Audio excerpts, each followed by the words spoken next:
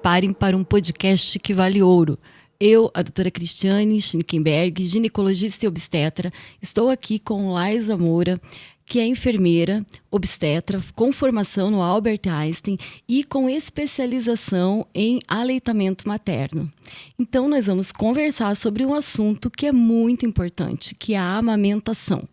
Esse assunto ele tem um peso muito grande, né, Laisa, por conta de que a gente pode dizer que ele muda a vida do bebê que está sendo amamentado no seu futuro, porque ajuda a prevenir uma série de doenças, obesidade, diabetes, alergias, enfim. Então, muda o decorrer da vida desse bebê, muda a vivência da família, que pode ter uma experiência positiva com o aleitamento, de vínculo, enfim, né, de sucesso com isso. E também, se a gente for ser um pouco exagerado, mas também não deixando de ser realista, muda a questão da realidade da humanidade, porque se você tiver esse padrão de alimentação, muda tudo, né, Laisa? Olá, pessoal! Então, estamos aqui para falar sobre esse assunto que realmente vale ouro, porque o leite materno ele é considerado o padrão ouro de alimentação para o bebê. E realmente, não sendo exageradas,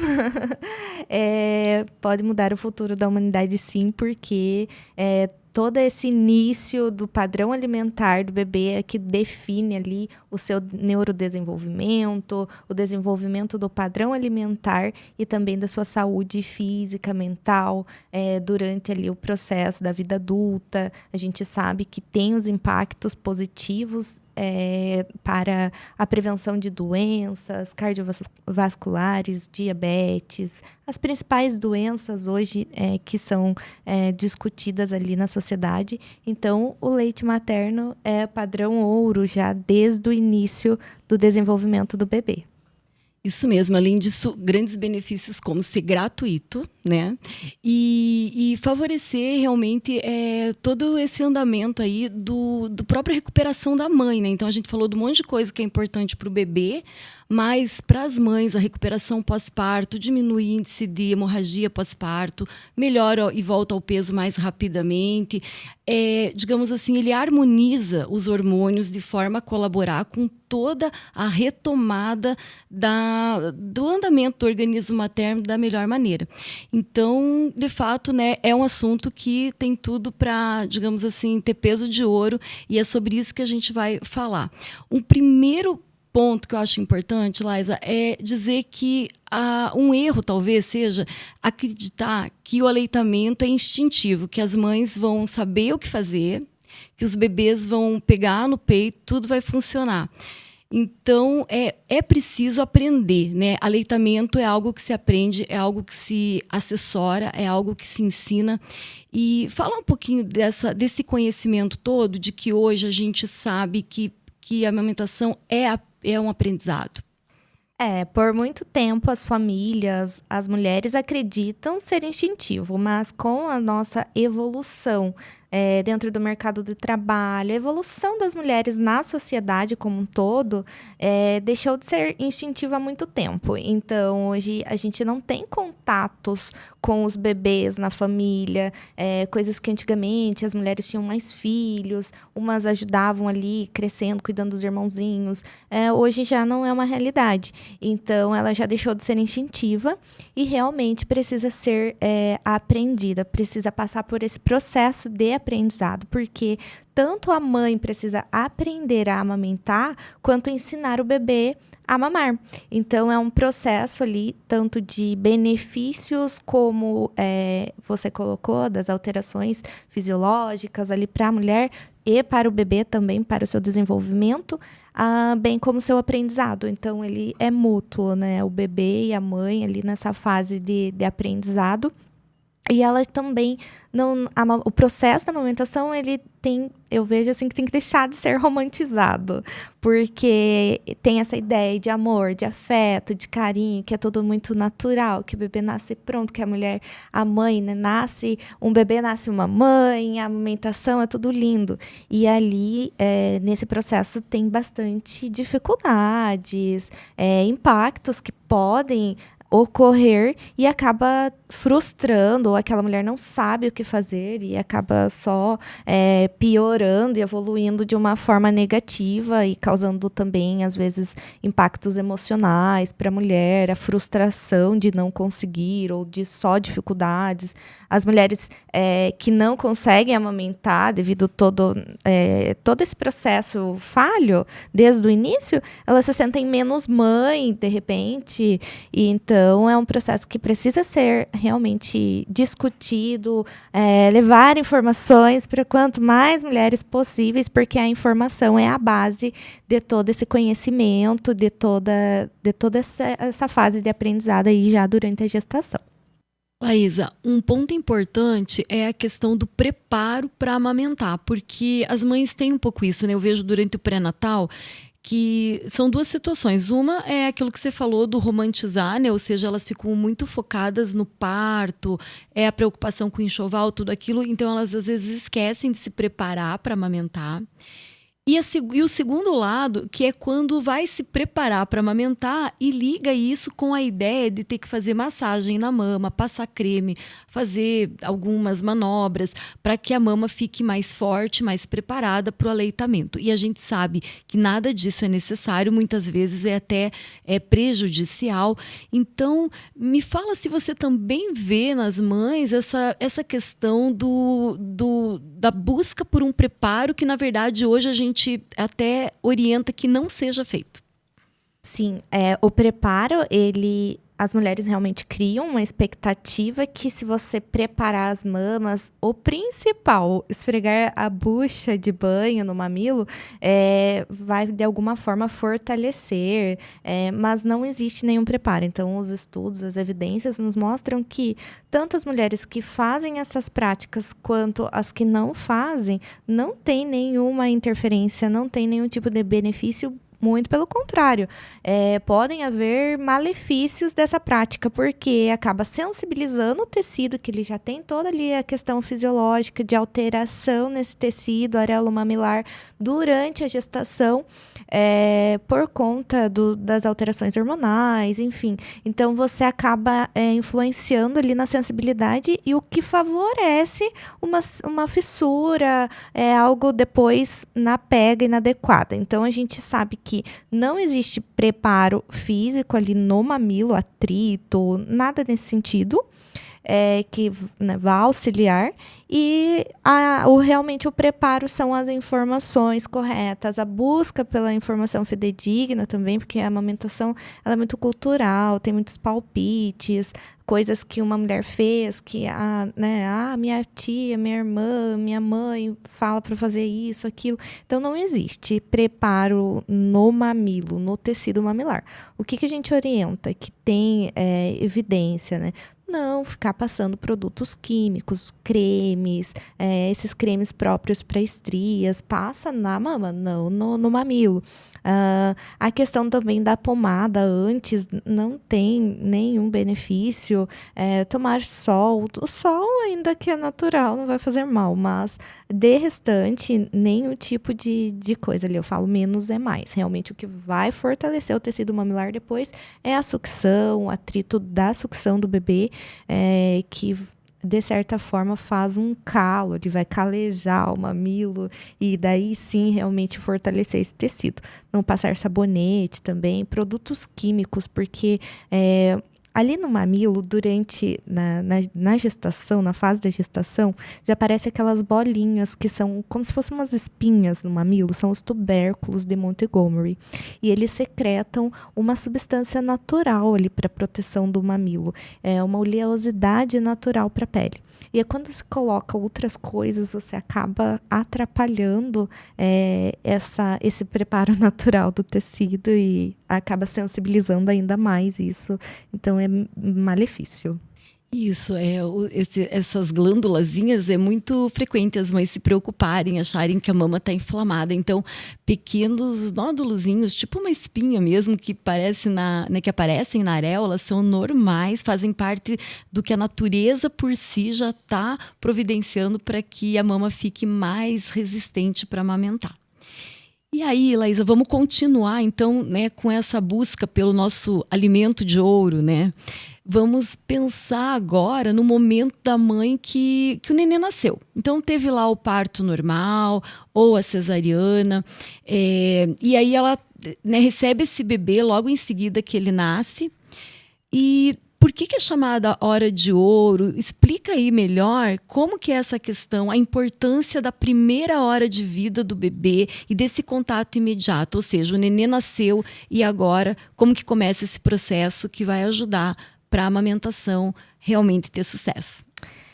Bom, então essa primeira hora, a golden hour, né, que faz alusão ali à hora dourada, a hora de ouro, realmente ela é muito importante. E cada vez mais tem se divulgado, tem se buscado informações, rede de profissionais que protejam essa primeira hora e estimulem o bebê a mamar ali na primeira hora. Nem sempre o bebê vai mamar. Ele sempre, às vezes acabou de nascer, ele não está com fome, o bebê vai ali fazer um estímulo de sucção, mas esse contato pele a pele, esse contato com a mãe e o bebê, ele proporciona inúmeros benefícios, tanto para a mulher quanto para o bebê.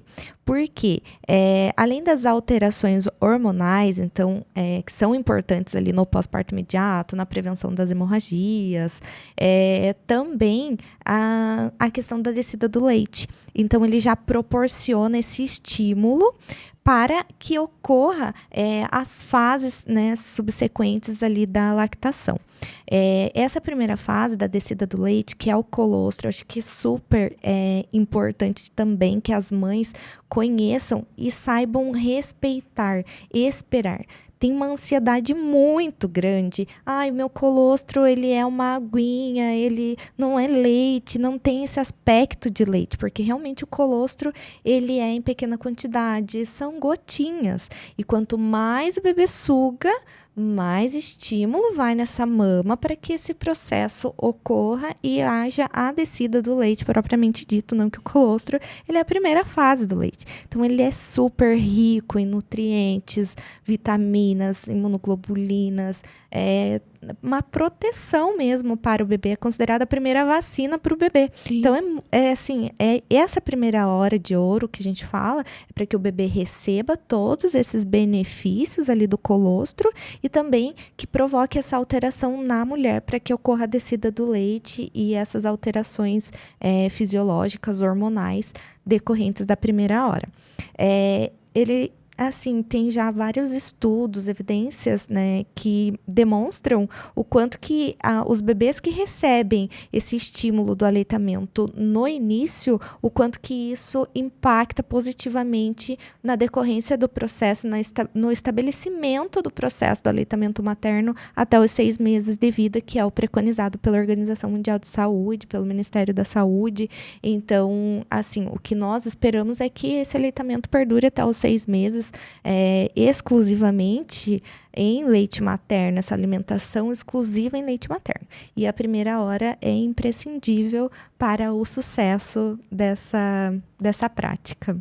E o que a gente vê realmente é que a preocupação excessiva de que, de fato, né, o bebê não mamou, assim, que tem aquela impressão que o nenê vai sugar muito e vai sair leite já. Então, é não ter essa expectativa, né? A primeira hora, o importante é o contato da boca do bebê na areola, no mamilo, essa sucção inicial que ele começa a fazer, às vezes o objetivo não é que ela seja efetiva, né? Que realmente o bebê esteja tirando o leite da mama, mas que é esse contato que vai fazer todo um estímulo local e hormonal que vai dar o pontapé inicial para que o aleitamento aconteça.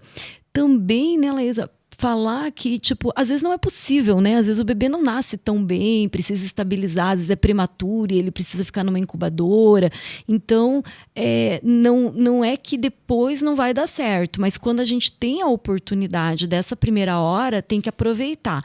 Quando não tem a oportunidade da primeira hora, depois vai compensar com estímulo na sequência, né? Exatamente. Claro que na avaliação inicial ali neonatal, o pediatra, ele já avalia avalia se o bebê tem condições clínicas favoráveis, tanto o bebê quanto essa mulher que está passando pelo processo do trabalho de parto, tanto na via natural quanto na cesárea, que é uma cirurgia de grande porte, né? Então, precisa ter condições clínicas favoráveis de ambos para que o momento ocorra. Dentro das possibilidades, sim, né, impossível, ok. Se não for possível, não tem problema. Esse estímulo ele vai acontecer, é algo que o corpo já se encarrega de proteger que o processo ele ocorra da forma adequada. Mas, dentro das possibilidades, se os pais souberem, forem orientados no pré-natal, a busca por um profissional com essa abordagem humanizada, com essa abordagem já de proteção para esse momento, ele faz toda a diferença para que sim aconteça. Também vale lembrar que o bebê ele vai sugar ali, ele está sendo estimulado para sucção. E ele não necessariamente vai sugar e ser alimentado nesse primeiro momento. Eu falo assim, nas primeiras 6 horas do pós-parto, principalmente na via de cesárea, a mulher não tem que se preocupar com a alimentação do bebê, ela tem que se preocupar com o estímulo. É estímulo. Isso. A cada 3 horas, mais ou menos, acorda o bebê, coloca, porque é um processo de aprendizado ainda. Então, tanto a mulher está aprendendo a amamentar, quanto o bebê ele está aprendendo a sugar. E, às vezes, o bebê também nasce com algumas disfunções orais, algumas dificuldades que precisam ser estimuladas, avaliadas e acompanhadas por um profissional para que ele consiga sugar adequadamente. Então, assim, não se preocupem, sucção nutritiva, sucção não nutritiva. No início, é estímulo, é contato ali, o bebê, está, às vezes, ele só dá uma lambidinha, faz aquela sucçãozinha falha, fraca, mas ele está aprendendo, isso será desenvolvido à medida que o bebê fique mais ativo também. Também, assim, uma informação importante em relação ao estômago do bebê.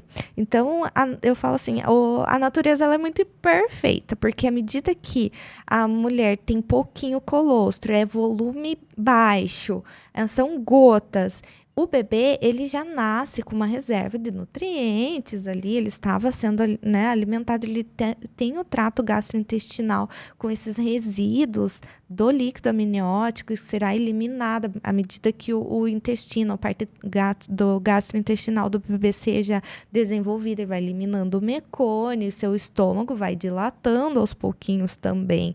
Então, esse volume de colostro é pouquinho, mas é suficiente. E aí tem muitas dúvidas, os sinais de saciedade, como saber se o meu bebê mamou bem ou não, será que está com fome, não é? Eu falo, os bebês choram, chorou, coloca no peito, estimula, aconchego. Nem sempre será fome, porque, como falei, à medida que o estômago vai dilatando, a mulher vai aumentando também, o corpo vai aumentando esse volume de leite. Então, quanto mais estimula, quanto mais o bebê suga, mais rápido desce o leite, que é o período da pojadura, propriamente dita, a descida do leite, ela vai ocorrer de 3 a 5 dias após o parto. Então, essa fase antes, que é o colostro, é pouquinho mesmo, tem que ter paciência, cuidado e sempre estimular. A gente costuma falar, que o tamanho do estômago do bebê é menor que uma noz, Então, não tem mesmo necessidade, nem vai acontecer de ter um volume de leite no início, Sim, tudo muito devagarinho. Até 3 dias tem o comparativo que é o tamanho de uma cereja, a capacidade de uma cereja. Então, é bem pequenininho. Isso. Então, eu acho assim que essa questão de saber, que não precisa preparar a mama antes, saber que a primeira hora é importante, saber que o primeiro leite, ele vem numa fase muito clarinho, muito mais aguado do que com uma carinha de leite mesmo. Então, tudo isso já é uma informação importante para as mães não ficarem preocupadas com o que não tem que se preocupar, Exatamente. Coloca assim, como eixo, a pergunta como uma pergunta norteadora das suas informações. O que esperar nos primeiros momentos de vida do bebê? Então, você vai entender as fases do aleitamento, as fases da lactação, do desenvolvimento do bebê, as questões de eliminações. e aí as ansiedades diminuem, porque quando você está sem informações, cria uma expectativa, às vezes aparece alguma intercorrência, algum problema que você nunca nem tinha ouvido falar e acaba sendo desesperador. Quando você já sabe das possibilidades, aconteceu, você sabe identificar, é tudo muito mais tranquilo, as coisas fluem, porque você sabe que aquilo ali tem possibilidade de manejo, de conduzir da forma adequada.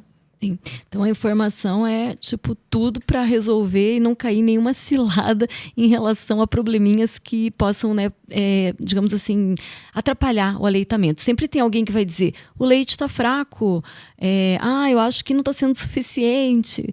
Então muita calma nessa hora. Os bebês perdem peso depois que nascem, perdem até 10% do peso do nascimento. Então não quer dizer que o neném está passando fome, quer dizer que ele é um bebê normal que perdeu peso depois que nasceu.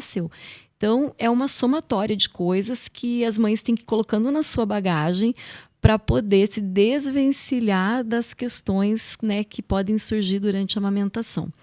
E agora, eu diria que a informação de ouro do nosso podcast, que já é sobre um assunto de ouro, que é a pega correta. Então, eu acho que de tudo, assim, talvez tudo é importante, mas a pega correta é um ponto fundamental, né, Laísa? Explica um pouquinho o que é essa pega correta. Sim, porque a pega correta, a maneira como esse bebê ele é conduzido à mama é o que vai definir a sucção dele, se será nutritiva, se será uma mamada efetiva, que a gente fala. Mamada efetiva é quando o bebê extrai o leite, ele consegue retirar esse leite da mama. Porque se ele só estiver ali encaixado, não quer dizer que ele está mamando. Às vezes o bebê suga, ele faz ciclos de sucção nutritiva, de sucção não nutritiva. Então é importante entender e saber reconhecer, porque a forma como ele pega no peito, na mama, é o que define se essa amamentação será efetiva. Então, a pega correta, que a gente tanto fala, realmente ela é a chave. Eu falo assim, que é uma fechadura e uma chave, né? Ambos se encaixam ali para dar certo, para abrir esse processo. E aí, essa fase inicial, que é quando você conduz o bebê à mama, é uma técnica, tem a maneira certa de ser colocada. Aí sim entra a questão do preparo da mama antes da mamada, imediatamente antes de colocar o bebê no peito, faz uma massagem para estimular essas glândulas a liberarem o leite. São massagens suaves, movimentos circulares em toda a mama. Ali o tecido do arelo mamilar, ele está sofrendo várias modificações. Então, com o atrito da sucção do bebê, tanto fisiológica da mulher também, da questão hormonal. Então, aquela região, ela fica endurecida, ela fica sensibilizada por conta desse atrito. Então, nessa pega, se a areola, por exemplo, estiver dura, o bebê não vai conseguir abocanhar tudo. E a gente tem, assim, aquele mito que a pega correta é boca de peixinho. O bebê com a boca, né, aberta, o lábio viradinho. Nem sempre, às vezes, ele só está encaixado. Então, tem toda essa questão de técnica, de como conduzir o bebê para que ele encaixe simetricamente, que ele consiga fazer todo o movimento da língua, a mecânica da língua da forma correta, para conseguir extrair leite, quantidade de leite. E quando essa pega ela é bem sucedida, ok, mas quando ela é mal sucedida, começam, eu falo assim, o carretel de problemas, porque aí vem as lesões mamilares, que são os principais traumas das mulheres que amamentam. Essa lesão, o mamilo, né, faz fissura, machuca, faz hematomas, e aí realmente é um processo muito doloroso. E também outras intercorrências, por exemplo, o engurgitamento. Meu leite empedrou, a minha mama está empedrada. É porque esse leite ele não está sendo extraído da forma adequada. Então, ele acumula ali dentro e causa ali o engurgitamento mamário. E esse engurgitamento pode levar, por exemplo, uma mastite, que é a infecção da mama, tem que tratar com antibiótico terapia. Tudo isso decorrente de uma pega inadequada. Então, a pega correta, ela influencia, sim, no sucesso da amamentação e também nas possíveis intercorrências. A forma de você prevenir essas intercorrências é fazendo todo o manejo ali da pega inicial corretamente. Então, o que eu vejo muito, Laísa, é chegar no quarto e a mãe tá com o bebê, assim, ela tá por cima do bebê, o bebê não tá conseguindo sugar direito, e aí a mãe tem dor nas costas, começa a dar tudo errado. Então, a gente pode até, para quem estiver nos vendo, né, demonstrar ali mais alguns detalhes da posição, né? Porque uma questão é que depois que você amamenta há um tempo, você pode se ajeitar com a cabecinha, né, na altura do cotovelo da mãe e a barriga com barriga. Porque muitas vezes as mães seguram o bebê de barriga para cima e o nenê vira a cabecinha para mamar. E aí isso complica, porque atrapalha a pega. O melhor é essa posição mais frontal, em que o bebê consegue se alinhar melhor com a mama. Então, né, a cabeça, né, apoiadinha de frente para a mama e o bebê conseguindo, enfim, então não ter que fazer essa torção de cabeça para conseguir pegar no peito. Exatamente. Então, a primeira coisa, tirar cobertor, tirar o bebê, às vezes no coeiro, todo enroladinho ali, não consegue, né, dominar isso. E eu falo assim, a mãe é que tem que dominar o posicionamento do bebê e a pega, não o bebê dominar tudo. A principal, estar numa postura confortável, os dois precisam estar ativos e se dedicar realmente àquele momentinho, porque a amamentação, ela não é uma mamada efetiva para ela durar 1 hora ou mais. É um tempo curto se o bebê estiver fazendo essa extração correta, sucção adequada. Então, para posicionar o bebê, eu vou sempre colocar a barriga voltada para a barriga da mãe, conduzir com a mão contrária, sempre dando esse apoio na cervical aqui do bebê, porque ele não tem essa estrutura firme ainda. Então, conduz ali e para saber se não está muito acima ou abaixo, sempre alinhar o mamilo com a ponta do nariz do bebê. E aí, segurar essa mama, fazer ali a peguinha para auxiliar sempre em forma de C, conduzir até a boquinha do bebê, esperar o bebê começar a sugar para daí soltar. Esse detalhe é bem esquecido. As pessoas colocam o bebê, além de posicionar de qualquer jeito, ele pega e já deixa sugando. Então, ali, às vezes, ele escorrega, ele até pegou certo, mas escorrega, fica na ponta do mamilo, não consegue extrair adequadamente, porque ele tem que fazer ali a força da sucção, a mecânica da sucção, na base da areola. Então, é ali onde tem a junção dos ductos, aonde faz a pressão no lugar certo, que vai provocar ali uma ejeção de leite em maior volume. Então, vai posicionar o bebê, espera o bebê começar a sugar devagar, espera umas 5 sucções para formar um vácuo, garantir que esse mamilo se adequou dentro da boquinha do bebê, e aí sim é que vai soltar e passar o braço para ficar ali na posição tradicional, que o braço fica sobre a cabeça da mãe. Além disso, para saber se a pega está correta ou não, sempre olha, o queixo tem que estar encostado na mama e o nariz fica livre. Então, quando o bebê fica mal posicionado, ele fica com o narizinho encostando na mama, a mãe fica ali com o dedo, né, vai posiciona os dedos no formato de tesoura para tirar o narizinho ali, para livrar o bebê conseguir respirar. E aí acaba tirando o mamilo da posição certa. Então, não mexe. Colocou ali, posicionou, o bebê sugou, forma esse vácuo da boquinha do bebê. E para avaliar se está certo ou não, o queixo tem que estar encostado na mama, o nariz fica livre. Se tiver ao contrário, você levemente dá uma flexionada na cabecinha do bebê ali, a posiciona, ajusta essa pega. Então, não é do jeito que ele pegou, fica. Principalmente quando tá chorando. Aí o bebê tá chorando, você só quer que o bebê pare de chorar e coloca de qualquer jeito. Não, viu que não está adequado? Tira, posiciona de novo para que consiga fazer essa pega adequada. Além dessa posição tradicional, também vale alternar essas posições. Então, tem outras posições, variedades de posições. A invertida, por exemplo, o bebê ele fica de frente para a mama.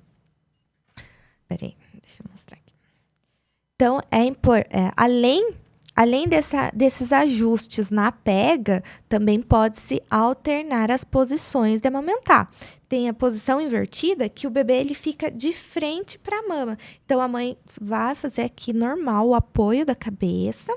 Então, vai apoiar a cabeça do bebê e segura a mama e faz ali, conduz a pega também.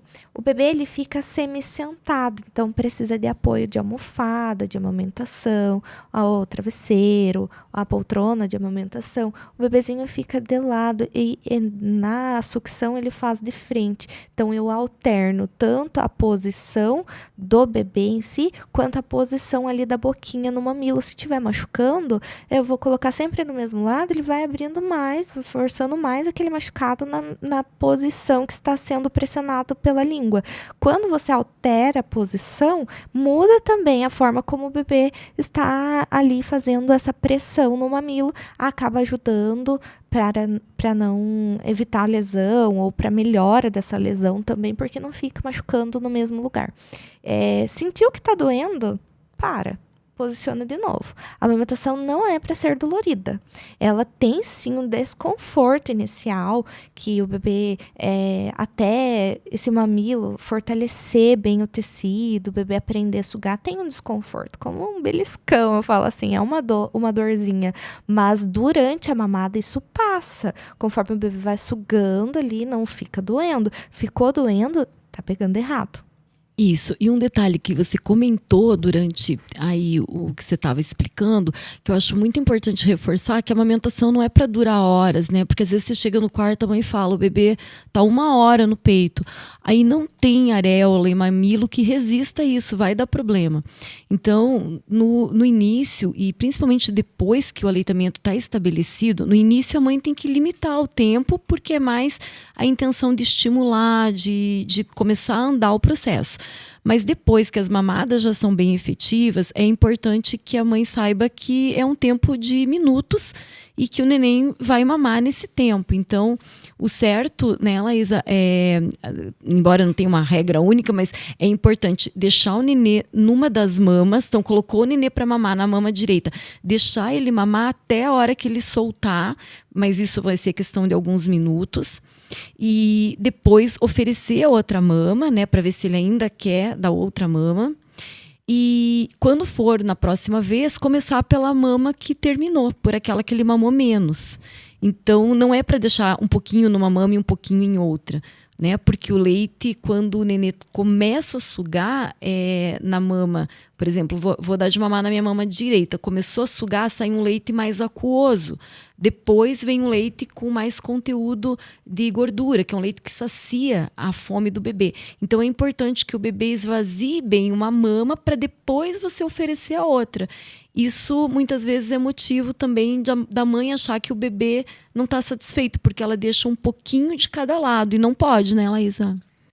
Às vezes eu chego no atendimento e as mães falam assim, ai, meu bebê está mamando super bem, ele fica 1 hora no peito, mas ele não dorme, porque ele não tá mamando bem. 1 hora no peito é muito tempo, o bebê fica ali fazendo o famoso chupetar, né? Porque ele só fica fazendo sucção não nutritiva um período desse longo. O bebê, o natural é que ele mame, ele vai cansar durante a mamada, porque é um esforço para ele a sucção, e aí ele vai apresentar esses sinais de saciedade. Então ele relaxa depois da mamada, ele dorme. Às vezes acontece, oferece uma mama para o bebê, ele fica ali num tempo determinado, então não é importante ressaltar que não existe um tempo determinado.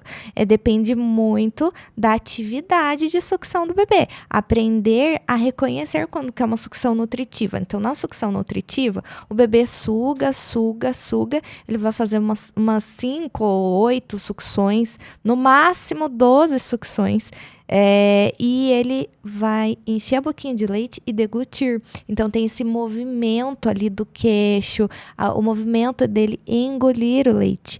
Ele enche a boquinha, engole, ele para, respira um pouquinho e volta a sugar. Então é cíclica. Ele faz essa sucção, faz essas pausas, respirações e volta a sugar.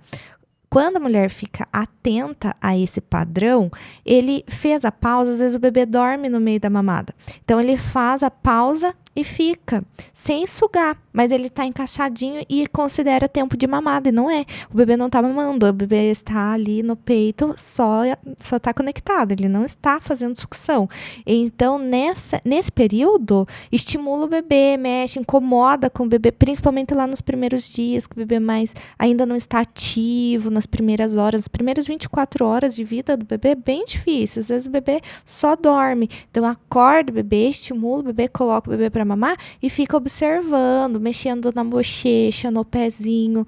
Tem bebês que são extremamente sonolentos no início, então tira a roupa do bebê, dá dó, friozinho, mas é um estímulo externo, porque quando ele fica aquecido, no calor do corpo materno ali, ele vai dormir, ele vai ficar acomodado. Por isso a gente fala também para tirar o cobertor quando vai colocar o bebê para mamar. Então, além disso, eu falo assim, não se preocupar tanto com o tempo, mas sim com o padrão de sucção. Então, o bebê que fica 1 hora no peito, ele está mais dormindo do que sugando. O tempo de sucção mesmo é baixo. E ele não extrai o leite adequadamente, por isso que ele fica nessa. Ele dorme durante a mamada, quando termina a mamada, ele acorda e chora que está com fome. E vai virando uma bola de neve, um ciclo. A pessoa não consegue ter uma rotina. Então, o que é o padrão ideal? O bebê suga ali por uns 15, 20 minutos em média, pode ser mais ou menos, não tem como definir nem o tempo e nem o volume, mas sim identificar se ele faz a sucção nutritiva, que é essa com o movimentinho de engolir. E aí alternar as mamas, porque ele pode fazer uma mamada principal numa mama, eu falo assim, é o prato principal e a sobremesa. Ele faz a mamada principal numa mama, deixa aquele tempo ali que o bebê faça essa mamada completa. Às vezes ele coloca para dormir ali, ele acorda imediatamente, ou faz uma troca de fralda, o bebê acorda de novo, chora, pode voltar ele para o outro lado, não tem problema alternar nesse caso de voltar, porque no início a mama tem mais volume, então tem mais leite. Se ele quer fazer uma sucção não nutritiva, que é necessidade fisiológica do bebê, você coloca ali, vem leite, ele não quer leite, ele queria ficar só sugando. Então, isso acalma também o bebê, faz parte ali das necessidades do bebê, essa sucção não nutritiva. Quando você coloca no outro peito, além de garantir que ele realmente saciou, encheu bem a barriguinha de leite, ele diminui essa sucção não nutritiva, ao contrário de quando você deixa ele 1 hora, por exemplo, numa mesma mama. Além do volume de leite no final da mamada já, vai diminuindo, porque a mama fica mais flácida, mais vaziada, digamos assim. Então, nesse período, o bebê, se ele ainda estiver com fome na mamada da mama que você alternou o lado, ele vai saciar e vai acalmar. E se ele queria sucção não nutritiva, vai acalmar também. Isso tira a necessidade da chupeta, que é bem complicado. Os bicos artificiais, eles realmente impactam negativamente. Porque aí, na mama, o bebê faz uma sucção nutritiva. Tem toda uma movimentação da musculatura orofacial ali envolvida no processo de elevação na mecânica da língua, na sucção de extração de leite, que a língua ela vai comprimir o mamilo no céu da boca do bebê e fazer esse movimento de engole.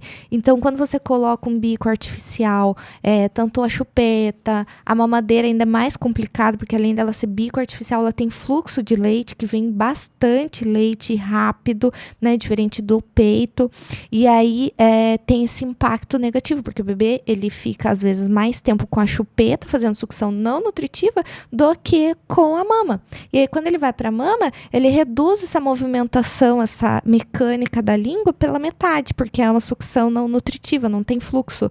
E aí ele vai fazer essa mesma sucção, ou com força diferente, porque o mamilo, ele é flácido, ele se adequa, ele entra para dentro da boquinha do bebê. Vê que essas mulheres que às vezes não tem mamilo, meu mamilo é plano, meu mamilo é invertido, que tem vários formatos de mamilo. Sim. Então, quando o bebê coloca ali, ele acopla para abocanhar, esse mamilo ele entra e se adequa, porque o tecido ele é flácido, ele tem uma certa elasticidade que molda ali dentro da boquinha do bebê, diferente de um bico artificial, que é a língua do bebê, a boca do bebê que vai adaptar naquele bico. Então, isso também influencia bastante nesse período, principalmente nos primeiros 7 dias, que ainda o bebê está aprendendo, a mulher está sofrendo essas transformações, o peito enche de leite, fica super cheio, endurecido, então massageia ali, esgota um pouquinho de leite para ficar essa areola bem molinha, para daí colocar o bebê para sugar.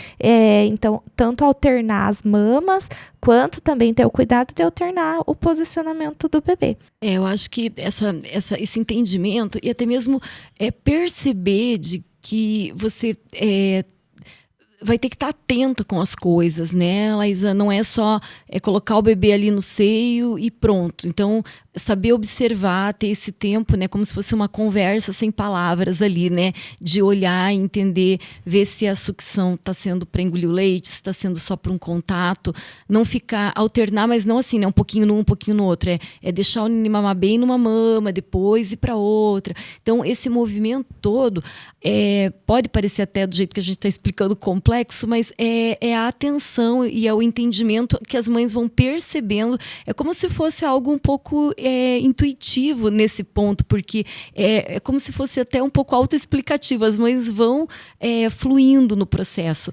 A questão é se ela tem as informações, a história flui, porque ela acaba se desvencilhando ali das dificuldades e sabendo também buscar ajuda.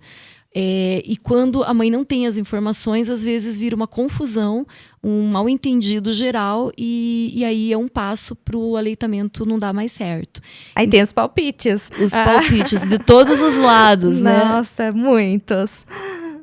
Então, filtrar, né, os palpites e contar com o apoio de consultoria do seu gineco, do seu obstetra, do grupo de enfermagem, de uma consultora que pode ir até o hospital, até a sua casa, para poder observar o processo e aonde que está acontecendo a dificuldade. Então, a grande chamada é para que a gente busque, né, esse alimento de ouro e que tenha os recursos e saiba buscar esses recursos que eles estão aí, né, Laís? Eu acho que hoje as equipes de saúde, os profissionais estão bem mais preparados, porque eu venho de uma geração de obstetras em que a gente não foi preparado para orientar muito bem sobre aleitamento. Hoje eu até revejo algumas coisas que eu acreditava serem certas e que hoje entendo que não são. Então, a geração nova vem já com muito mais entendimento para valorizar e ajudar realmente o aleitamento a funcionar. Exatamente. As campanhas muito presente aí o agosto dourado, que faz alusão à gota dourada, ao colostro, essa hora dourada. Então, é o mês do aleitamento materno. As campanhas do Ministério de Saúde e Serviços de Saúde buscam cada vez mais influenciar para que leve esse conhecimento dos benefícios do aleitamento e diminua-se cada vez mais o uso das fórmulas infantis. Eu falo assim, a fórmula não é vilã, às vezes é necessário suporte. A gente tem que saber que a amamentação não é a qualquer custo. Acho que isso também tem que ser bem claro, porque às vezes as mulheres se informam bastante e aí elas querem tudo muito natural. É normal de se esperar, é o padrão que, né, eu falo assim, é idealizado. Mas, às vezes, tem todo um contexto das condições físicas, de desenvolvimento de saúde do bebê também, que precisam ser consideradas. Às vezes, tem casos que são necessários. Preciso de fórmula? Tá bom, vai ser um aleitamento misto. Como se oferecer essa fórmula para o bebê? Então, buscar todo esse tipo de conhecimento. E como você falou, essa busca, esse preparo durante o pré-natal, por exemplo, eu trabalho com consultoria de pré-natal, que é realmente todo esse preparo, uma aula mesmo de amamentação com informações fidedignas, porque nós temos muitas influências culturais, esses palpites, a rede de apoio precisa estar estabelecida também. Então, a rede de apoio, quem é? São as pessoas que estão ali nos primeiros dias, que te ajudarão em casa.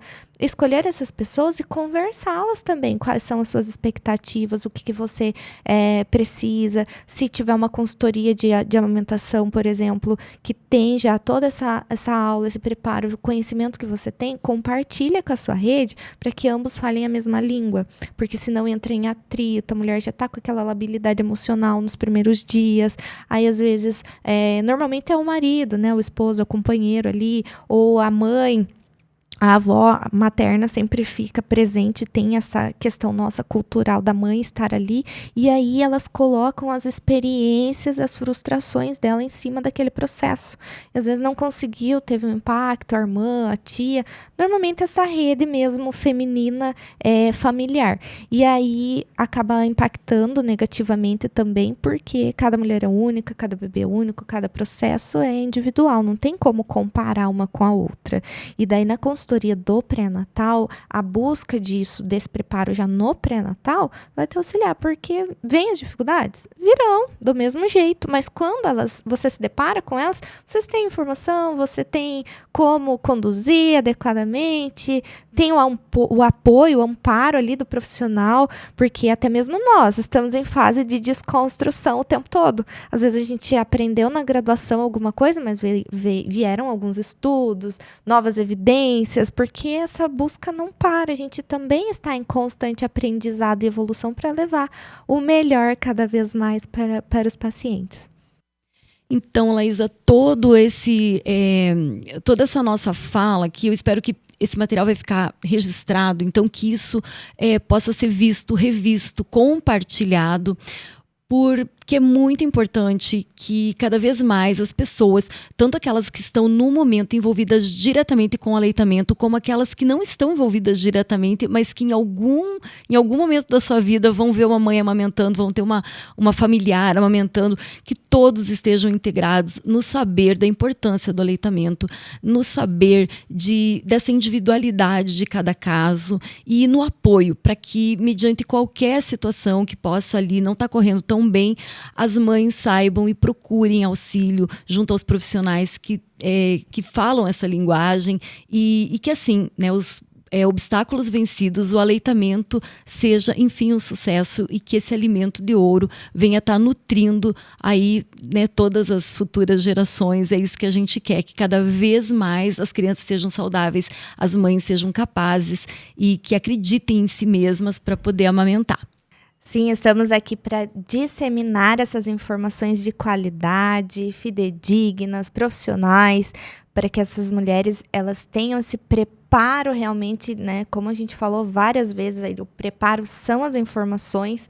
Frente às intercorrências, às dificuldades que surgirão, com certeza surgirão, saber identificar no início para tratar, buscar ajuda em tempo adequado, saber contar com esses profissionais que são, né, pró-aleitamento materno, que protegem, que têm essa mesma ideia, estão engajados nesse tema de fortalecer o aleitamento materno, saber identificar os problemas no início, porque tudo no início é mais fácil, então tudo tem jeito, tem reversão quando é na fase inicial e para tudo tem jeito.